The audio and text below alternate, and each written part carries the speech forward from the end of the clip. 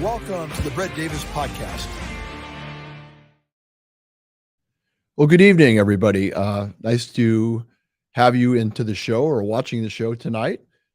Hope everybody's doing very well. I have an old friend.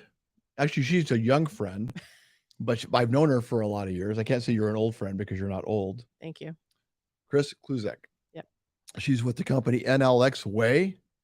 Now, it's a fascinating story because, first of all, these are things that people really don't feel comfortable about talking about, which one of the things is, a woman that has a vision that goes into a world that's pretty much dominated by males.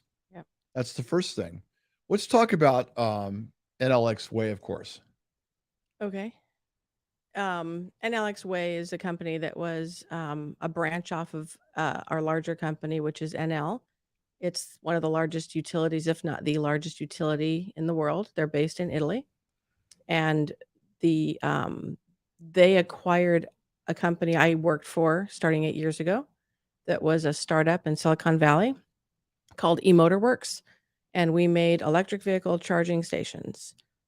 Started with a Kickstarter late 2013 into 14.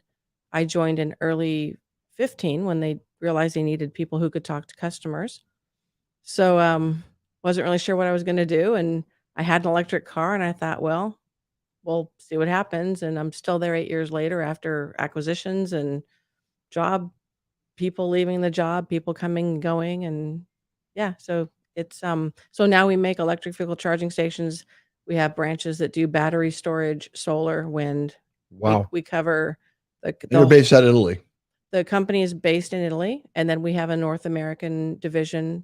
Enel X Way is based in Rome as well under Enel, but we also have a North American group based up in the San Carlos office in the Bay Area. Mm-hmm. And then I have an office here in San Diego where we run customer care and other people based down here that can come too. So let's go back a couple of years and talk about how you got into this, because this was not the in thing, X amount of years. So when did it all start? When did you decide that you wanted to get involved with the trade of being involved with electricity? Because you're a female. I'm a female. And there's probably not a lot of females that now it wasn't a degree in electrician. It was a trade school that you went to. Correct. So let's talk about how. Yeah. Now did that happen at what age did that happen about? I was 18. So right out of high school? Right out of high school. I was in high school. My dad was an electrician for many years. Well, that makes sense, right? Mm-hmm. So you already had some insight that the average person probably didn't have. I had insight to what my dad did, but he did more specialty work. He ran a truck for a company called Caliwo, California Electric Works. And he would do a lot of jobs for custom home tracks, La Costa, for example, Coronado Case. So I didn't really see him as doing construction. I saw him as more of an art of what he did. Mm-hmm. And sometimes, when he would work on weekends, he would take me with, and I would meet the coolest people and see what he did. And I never saw that construction side of it. How old were you then? Oh, he started taking me when I was maybe preteen. Okay. Well, old enough to go and help. I could help. He would put plates on the floor with a screwdriver and say, put the plates on the plugs after he did all of that work. So I would start trimming the electrical outlets. Was this like junior high school? Probably before junior high school. Maybe so this is like elementary school? Elementary school, maybe 6th grade, 7th grade, yeah. So as time goes on. We go through high school. Yep. And then did you know already by the time you graduated that you were going to go into this? No, I had no idea what I was going to do. I wanted to do journalism. I didn't have the grades to go to the colleges I wanted to go to. I was in all honors classes, but I was very lazy. Oh, I don't believe that. And I wasn't lazy. I was bored. And maybe you weren't challenged enough? I wasn't challenged enough, and I got bored. I can't see you being yeah. Now, if you weren't challenged, I could see anybody would become bored, right? Yeah. So I was working huh? at McDonald's, and I was happy at McDonald's. I was going into management, and my dad said, "Are you going to apply for the apprenticeship?" And at McDonald's or for electricity? For electricity, to be an electrician. Because McDonald's is a fascinating company. It is. It's very fascinating. But at the time, it was very fast paced. It was fun. We were in, the Olympics. We were giving away free stuff. We were, there was a lot of stuff happening. But when he said, "Are you going to do that?" and I said no, he didn't argue with me. And I went, well, okay, I'll go apply then, because he didn't force me to do it. So it kind of became my decision. So I went and applied, didn't think anything of it, and I got selected. And there was a class of 40. They only took one class every 6 months. And I was in a class of 40. There were 4 women. And we started, the apprenticeship was, you started to work 40 hours a week on a construction site with different companies around town. And you went to school 2 nights a week for 3 or 4 hours a night, learning motors and electricity and, DC and batteries and anything you can think of. They kind of gave you a basic understanding of electricity and engineering, but not fully, obviously. They're kind of like the basics. Kind of the basics. So I got into the apprenticeship. First job I went to, I was there less than a week. And that was because they put me out with the owner of the company, and he took me out to a job site, the first job site I'd ever been on. And we were out at the Gillespie Airport. Yeah. And he said, "We're doing these lights here, and I need you to," he said, "go over and put the unistrut on that beam over there." And I'm like, "How do I do that?" And he said, "Well, you're supposed to know. You're in the apprenticeship." I said, "No, you're here to teach me." And he didn't like that. So I was also a rebel. So he sent me to a different job to work with his son out at the St. John's housing in Lemon Grove, all handicapped. So everything was much lower. So I was down on my knees, and I kind of had my feet crossed behind me, and I was chiseling wood to get a switch right by the door, because there was a lot of wood frame that was in the way of the switch. So I'm chiseling it out. And he said, "I didn't swing a hammer like a man," and handed me my check and laid me off. Yeah, that was my first job. And I'm like, you would think I'd be crazy to continue, but you could have sued, but I know you probably didn't sue.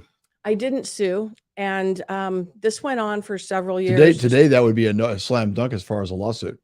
It was, yes, and yeah. But we weren't raised that way, were we? We weren't. come from an age group that we just kind of toughened it out, and then we just went on to the next thing, and yep. We didn't, until it became very common. I kept being told, "You can't do that," or "You're not good at that." And then, so did you start hearing this in other situations? Other situations, or they found out my dad, and this was through the union. This was through the IBEW. They found out my dad was the president of the union, and I had.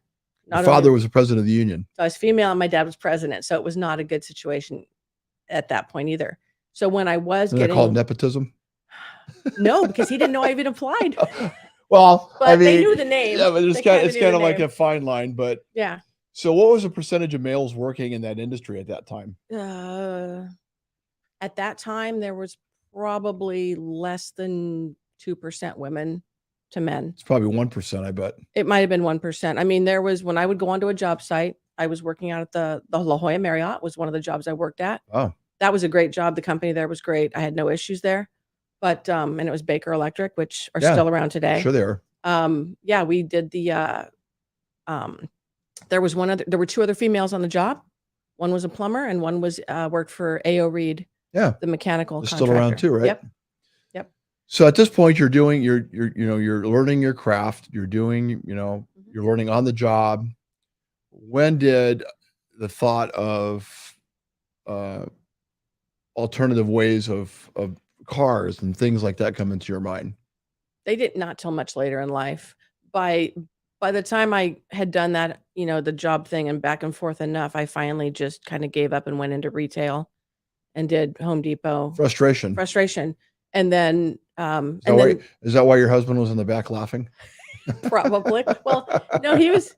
That's the first time he's laughed. So as soon as you met, he must know some things that you went through during that time. Oh yeah, I wasn't working when I met him. I was laid off, and I'm that's like, a perfect time. To get a job. That was the perfect time to meet, right?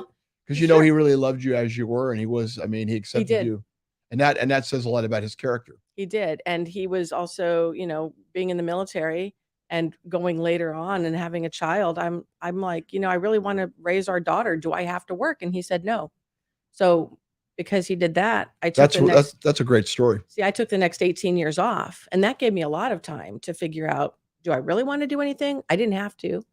And I didn't have to take this job. But you like a challenge. But I do. I like a challenge. I like to be busy. And while I was not working, I was running the uniforms. I was ordering uniforms for 1,500 kids in La Mesa every year. I started an after-school program in Albuquerque when we lived there for 3 years. I mean, I wasn't bored.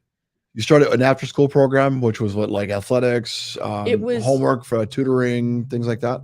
Honestly, it was more chess club, ceramics, learning how to do ceramics, paint with the kiln. We had a crafting. I can't remember the crafting. We had about 8 different classes. Wow. We set up with the teachers who were going to teach after school. We got the kids together. We put the whole program together. We bought their materials. We had a budget, and that's what we did. So when we got back here, we were sitting home one night, and he says, "Hey, I got this postcard in the mail about BMW looking for these test drivers for their electric car." And I'm like, "No." And he goes, "But it's," and I'm like, "No, they're ugly." So he says, "Well, let's go look at it." So we went. Yeah, the first ones were kind of weird looking. They were kind of weird, right? There was no offense to Nissan Leaf drivers, but they weren't the best looking car. And what year was that? 2012, late 2011, early through 2012. So were those plug-in or were they solar? They were plug-in, full electric, and BMW they took a 1 Series car and converted it to all electric. So we were basically driving the car for 2 years as a test car. I had heard Leaf. Is Leaf still around? The Nissan Leafs are still around. Okay, I had heard a Leaf in the beginning that and you could correct me on this if I'm wrong. I know you will, of course. If I know. I heard Leaf was trying to develop an all solar powered car, and then something happened. I had heard that too, but I think, and I could be wrong, I thought they had a small solar panel on the dashboard for the 12-volt battery. Okay. I think. I heard something wasn't working out with that whole thing, but I thought, what a brilliant idea. But you can't get enough charge. No, you can't. No. So will the whole car have to be pretty much solar? It would, yeah, it would have to be solar. And that'd be funky. It looked like a car probably with duct tape all over it. Tron, like Tron. I like that movie. Well, that's what my Active E looked like from BMW. So yeah, so we went and test drove the car, and that was bad on him because he let me then drive it, and I'm like, oh, this is fun.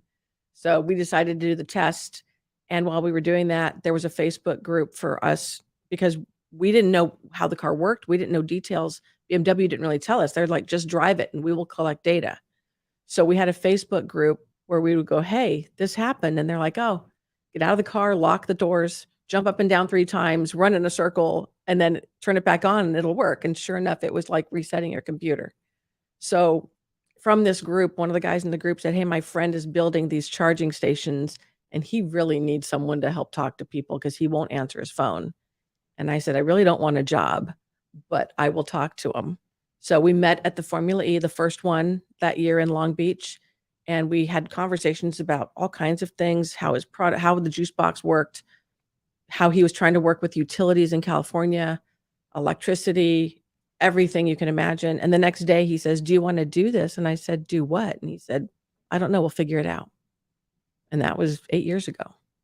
Is he still around? No, he's still around, but we were bought out when we were acquired. Okay. So he left. And so he was a visionary. He's a total visionary. He's now started his own hydrogen fuel cell airplane company. And he's testing that already. And he's very successful at that now. I find this whole thing, your husband and I have one thing in common. I love science fiction. Mm. I mean, I could go, I think a lot of the things we saw as kids in science fiction have happened. Oh yeah. From the watch on the wrist from Dick Tracy to Star Trek, and what was it called? Where he'd beam me up, but everything was used by that handheld device. Yeah, the tricorder. See, I wouldn't know. I was not a science fiction kid. Yeah, but I mean, a lot of that stuff. But I mean, Jetsons. The Jetsons is another one. I'm never gonna. You remember how they ate? Oh, all the food came out of it. No, it was pills. There were pills. You wanted the roast beef sandwich, it was a pill. That's right. I mean, and everything was I want to chew on something. I don't want a pill. But anyway, we're getting off subject. But I think science fiction and I mean, a lot of the things that we're doing with technology now, I mean, I think a lot of the breakthroughs was because science fiction put the notion out there and then kind of push the envelope. And then, so now a lot of these ideals are there. Yeah. It's kind of like 2001 Space Odyssey. You seen that movie? That was probably way before. I mean, you're a little bit younger than I am. Not much, but I don't know if I've ever seen the full movie. Well, There's a few movies I haven't that seen. movie. Did you see the movie? What did you think of it? What did you they have a little bit of an AI thing in that running that spaceship, right? Right? That was way ahead of its time. Oh, is that where I can't do that? Right. Or whatever. Yeah. That's Yeah. he quotes a lot of it. Well, but honestly, I think that movie knew where we were headed already, right? Or someone saw it and said, "Hey, maybe I can really make this work." And like you said, you get the visionaries who. Which I think that's what happened. But that was a phenomenal movie. I could watch it all the time. I never get bored watching it. But I'll have to watch it. You make sure you don't do it when you're tired, because I mean you have to be really into it. It's a little bit of a long movie, but I like it. Okay. So I appreciate you what you're doing in this field, because what an exciting time to be doing what you do. So tell us what you're doing now. Can you share some of the nuggets that are going on with what you're doing? Maybe, yeah. Without getting in trouble in any way? I don't think I'll get in trouble. So I started customer care because that was really what didn't exist, and I'm just now transitioning that off to someone else to take the team over, and I'm now going to be the head of customer support training for the company. So what that entails is Congratulations. Thank you. It's well deserved. It's thank you. It's a step for me to do something a little different, but it still be with the people I know and love. So I'm going to be training all new employees and with the history, because that's something we haven't had. When we have people who come in as new hires, they're brought in through Enel and they get all of the training and the onboarding, but they don't get the Enel X Way portion of it. So I'll be taking over from there and helping to bring people in, understand our history, where our first juice box came from, how we got to where we are now, and everything we're building and doing. And then I'll also work with our partners, our sales team, and their partners, their resellers, and do any training they want or need and go from there. So it's going to be a growing job. Sure. Sir, do we have any photos that we can use, or is our system down? Can you get a hold of Hal? Is there a way to talk to Hal? Maybe Hal's involved with this somehow. It's Hal's fault. It's Hal's fault. Hal's involved with this. I know he is. I don't know if we can call Hal a his, though. Oh. That's another question. I might not be politically correct. Am I opening a Pandora's box now? Different subject, different time. Anyway, we won't go there. So it's simple. So I think it's fascinating. We were talking about trucks earlier. Yeah. And there's a lot of misnomers out there that and you guys both corrected me on this, that the trucks don't have the same power as the fossil fuel trucks do. And that I was corrected and it was told that by your husband, of course, who I have a lot of respect for. Thank you for your service again. I want to get that out there because that's a huge thing for us here. That the mileage is still probably about 300 miles, but the power is there. Can we talk more about, for people that want to get the, because I'll be honest, I love pickups. Yeah. I'm a pickup guy. I love pickups. I've always wanted a F-150. I love those trucks. And I'm being told that now we could find one that's electric that has pretty much, now the power probably, the torque and everything that it has, is it a combination of the lightness of the vehicle and the torque and the strength of the engine, or what is it? It allows it to be as strong as it is, you think? It's more of the instant power.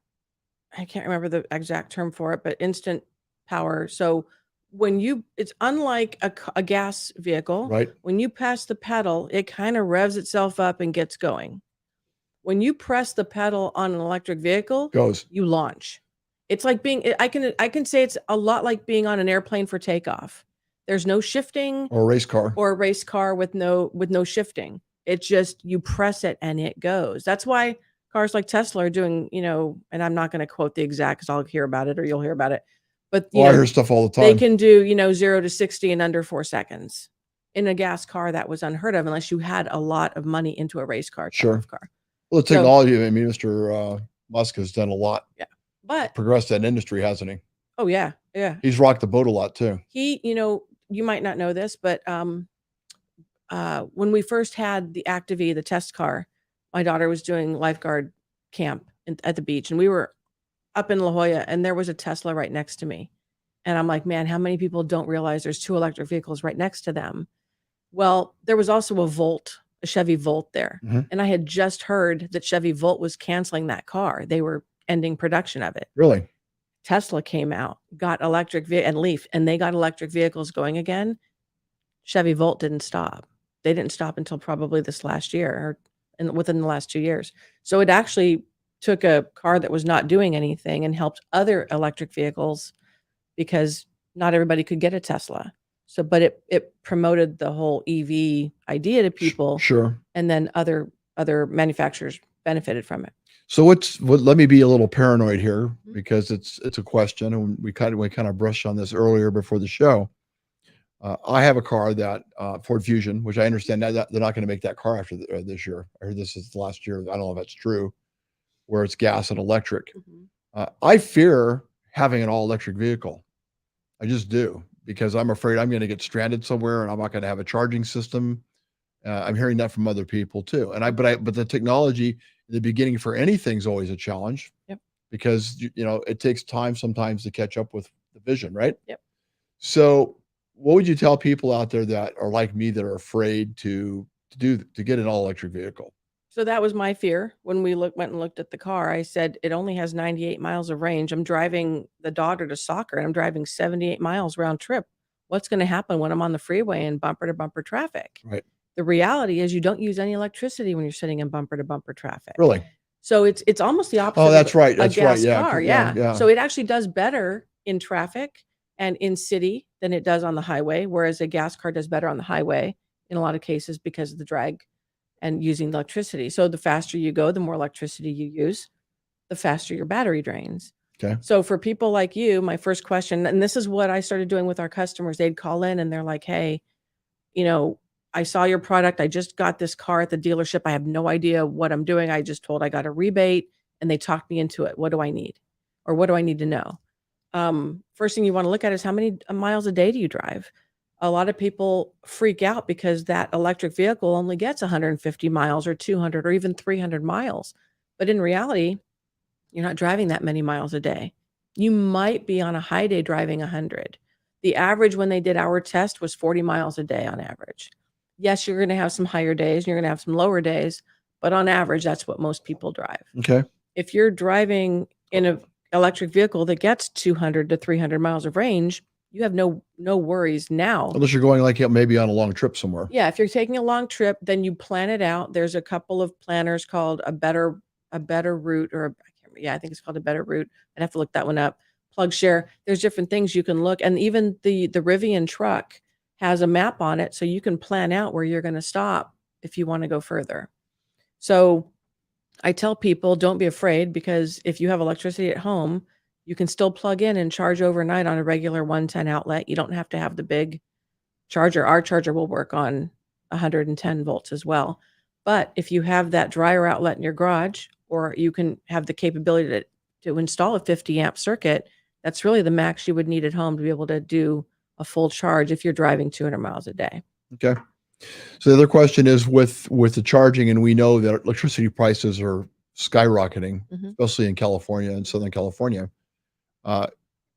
Why aren't we further ahead with charging those cars with solar?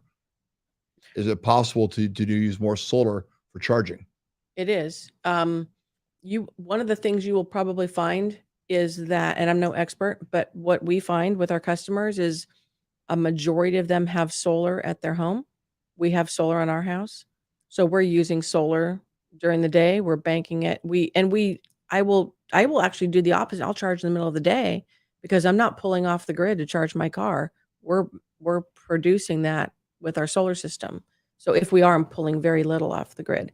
At night, if I'm pulling then I'm still charging on the grid, but at a lower rate. You can also get battery storage. So nighttime for charging is a cheaper situation. It tends to be cheaper with the utilities. So you can do an EV time of use rate. They have several different rates for your house if you have an EV. So I think one of the ones I've seen is as low as 9 cents a kilowatt hour. to charge an EV at night. So, I mean, with the solar, I mean, the gas prices and electric prices going crazy, it makes sense what you're saying.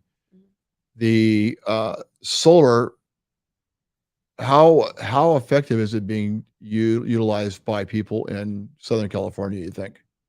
The people, is it still in a kind of its infant stages in a way, because it just doesn't seem to be really fully being used like it should be because it's still new.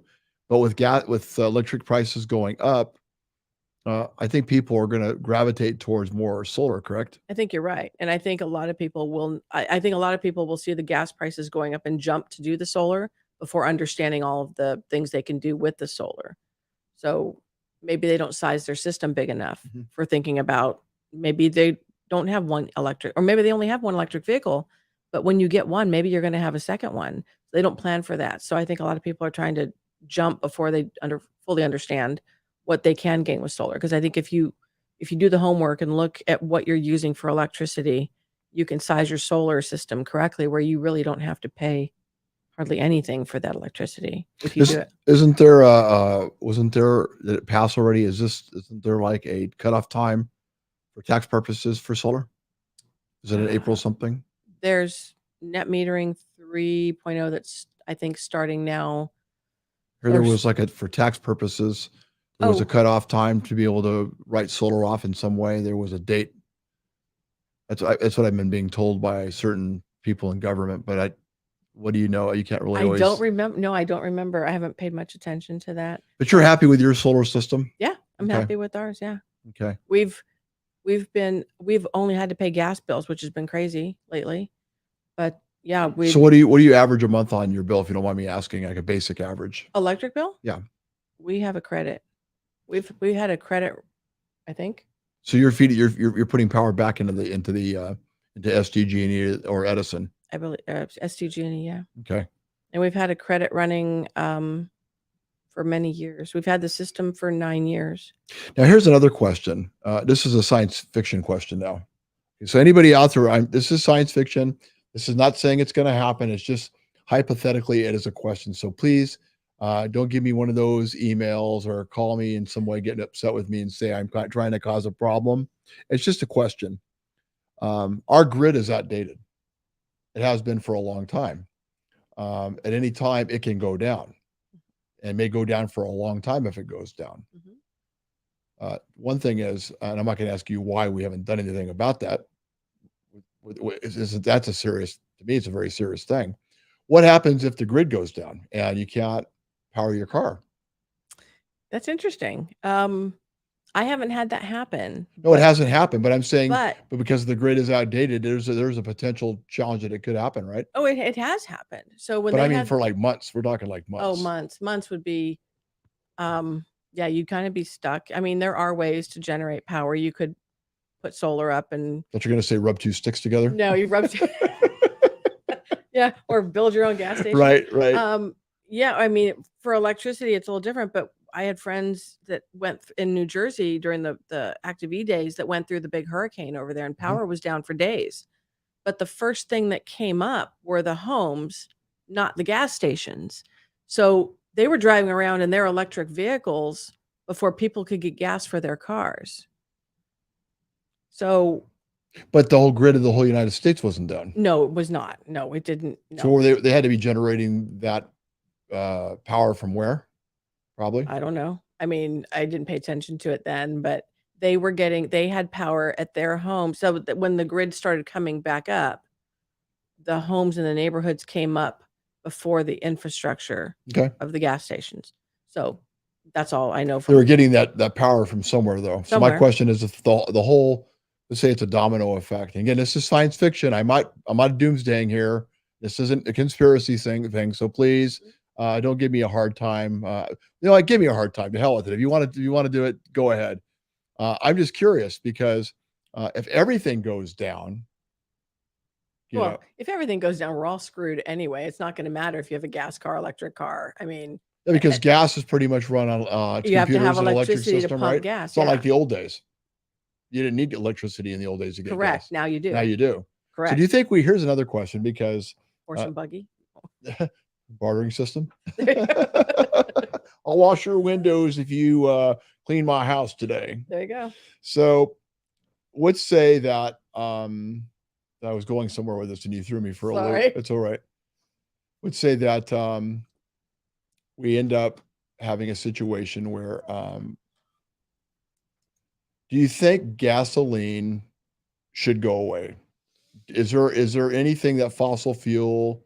I mean, the ideal of trying to be clean and go green, I totally get it.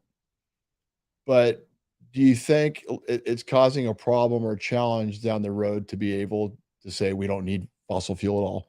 Because don't we need fossil fuels for some of these well, even Tesla probably in their battery, do they use fossil fuels at all? There's probably some in the manufacturing. They haven't gotten to a point where they can find anything to substitute. I see your husband in the back pondering, trying to think about this. I know. See, But I think fossil fuels I think they're still being utilized for some of this. We've had that discussion, my husband and I and other friends, because I don't think it will ever, in my lifetime, I don't think it'll ever go away. We're going to need it in one way or the other. But Yeah. I guess the carbon footprint is what our concern is, correct? Sure. And yes, and having less earth degradation over time because of the fumes and the gases and the off gassing that this causes, and in production and plants and things like that, the pollution. But at the same time, there are people out there who like to race cars, and they do have electric cars. They have electric race cars. There's a whole series we used to sponsor, the Formula E, and there's electric motorcycles out there. But there are still those people who are still going to have the old truck on their farm who maybe don't want electric, maybe they do want, but you never know. It's going to get to the point where you're going to have to get rid of all of the old vehicles before you can ever get rid of gas, and I don't think that's going to happen. I heard some of those old trucks you're talking about actually can run on alcohol. Some run on alcohol, some run on corn, from what I've heard. I've heard alcohol that you can use, rubbing alcohol. Oh, I hadn't heard that. In some cases, and actually use it for some of these older vehicles. There was a guy that I need to have him on. Yeah, and I guess he took it to some of the companies, and they kind of laughed at him.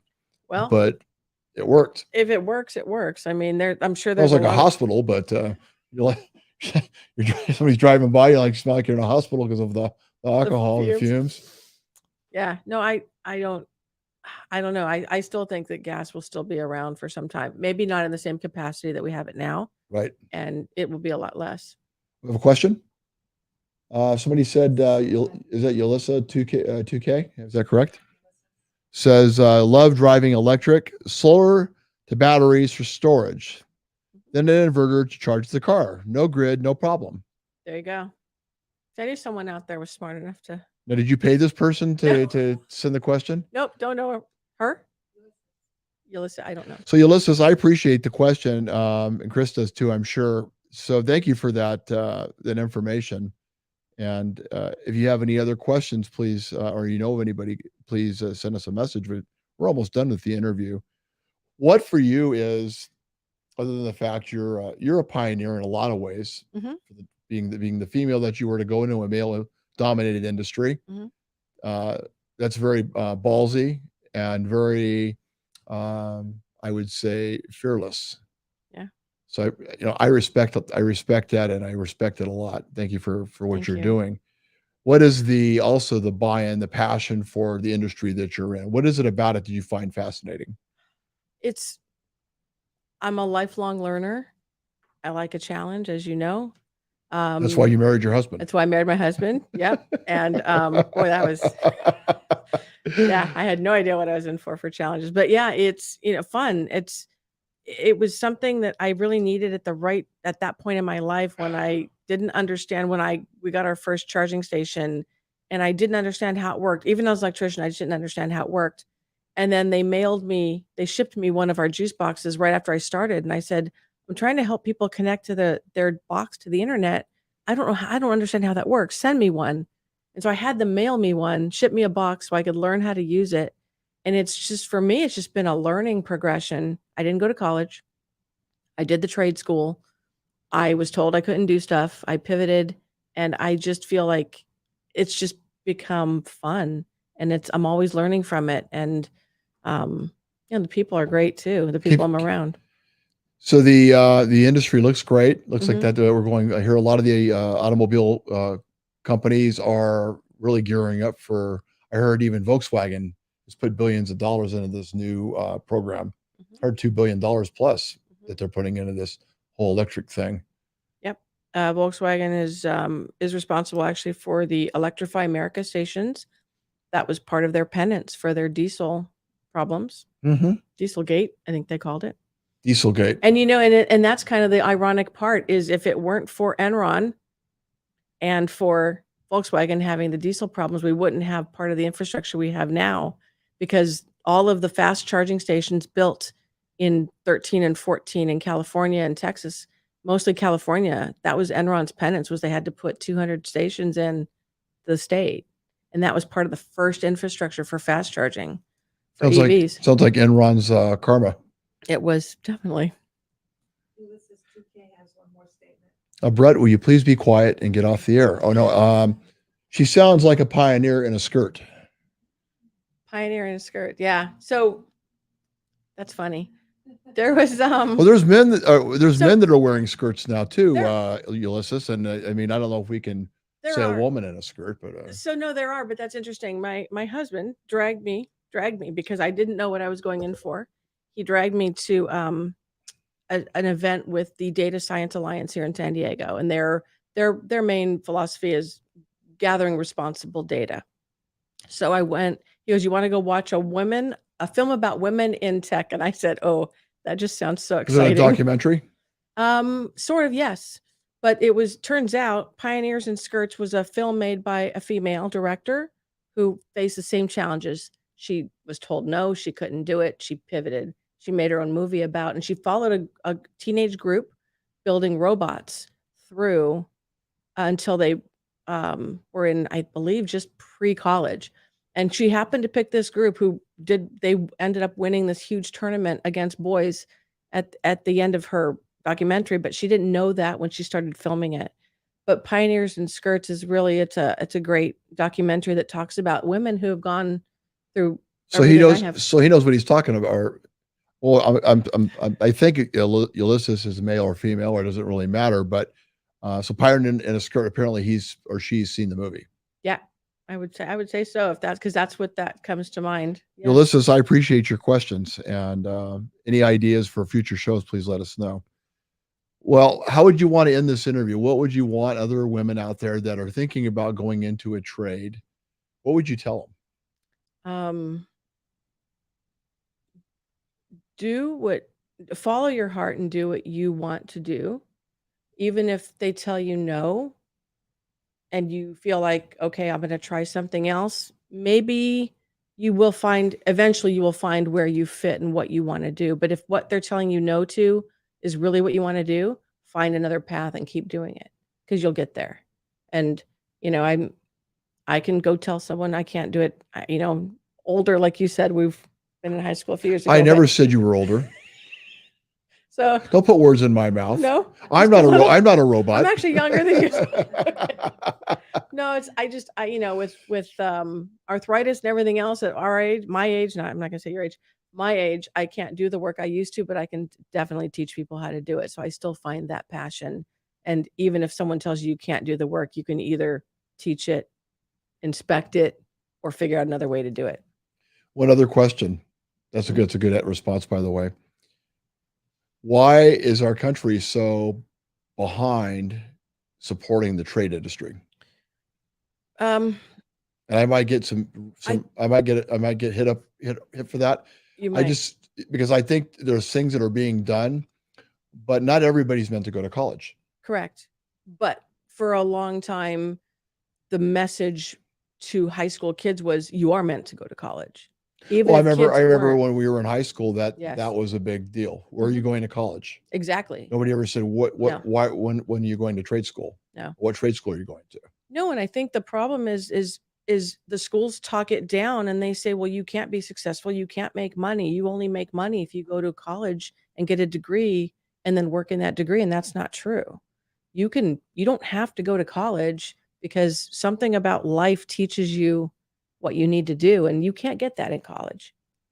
So, but yeah, that's my thing. It's figure out what you want to do and then follow that path, whatever. It may lead you to college, it may not, but I'm not the only one. I know other people who didn't know what they wanted to do and they tried college and didn't like it, and they go to a trade school and, end up processing credit cards for online websites, making six figures. You just never know. Things happen. You have to explore. You have to get dirty. You have to figure out what it is that you want to get up every day and put your passion into. Yep. Not everybody gets that opportunity. You found your Yeah, passion. I found it. It took me a long time to find it, but I found it. And you probably were afraid. I was afraid. I was terrified. I was like, what did I sign up for? How am I doing this? Sure. And then A lot of uncertainty. A lot of uncertainty. And then realizing that I was failing at it, being told I was failing at it. But you weren't. You were learning. But I wasn't. I was learning. And that's what I took from it. And that's why it pivoted me into Home Depot. And I was in the electrical department. People would come in on my days off and they're like, no, we'll come back when she's here. We have, questions we want to ask her. So, it all fit. Everything came together. And it became kind of that unicorn path. I had the construction background with the retail background and a little bit of customer service, which you don't find in college. Well, I appreciate you being on the show. Thank you. Hopefully you'll come back in the future if you want to come back. We've had a few challenges today. Yeah, no problem. That's my life. I do customer service and I couldn't help. I feel so bad. Well, it's okay. I think it was a good interview. So everybody out there, the website information is there. My sponsorships are also all the people that are involved with the show. All of you, there's so many of you. You see your names there. Thank you to all of you for believing in me, believing in the show, and for getting the messages out there for things that are important, like we talked about today, which is the trades. I'd like to do more shows on the trades and do more stories because I think it's important for us to hear more about these stories of people going into the trades. And if anybody has any questions, please contact me at brettdavis2020@yahoo.com. I appreciate everybody listening. Everybody take care. And remember, be nice to each other. We can be different. Just respect each other's opinions and we can still work together on different things. Everybody take care.